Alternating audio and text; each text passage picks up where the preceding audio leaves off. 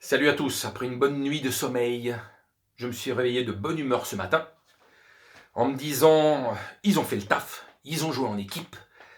Il y a ces fameux matchs aller, match retour qu'on craint toujours, mais bon, ils ont éliminé le Barça.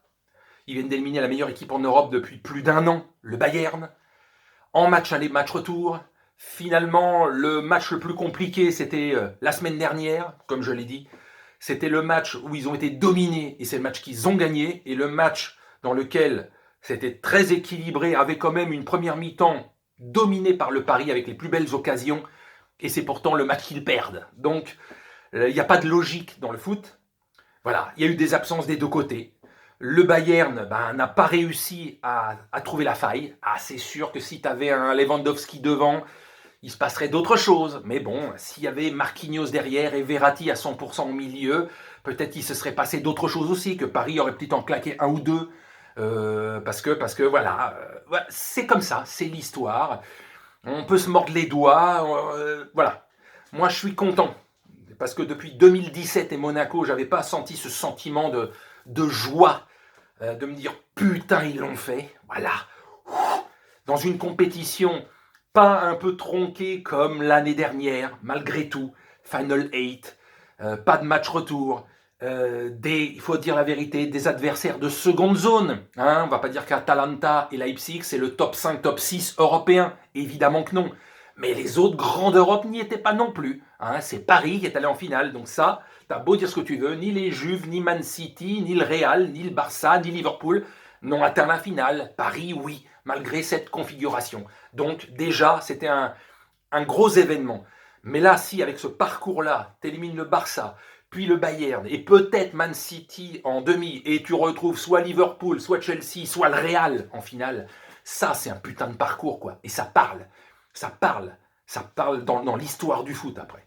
Mais il faut aller au bout, après. Il faut aller au bout.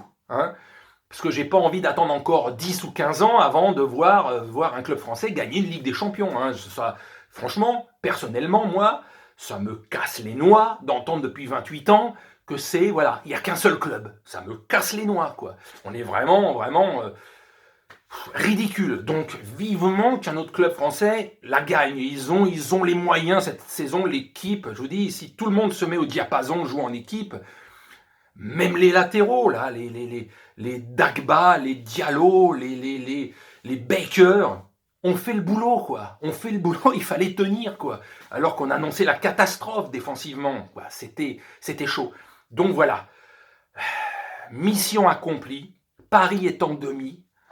L'air de rien pour la deuxième année de suite en Ligue des Champions. Alors on espère la deuxième finale pour aller encore plus loin et espérer.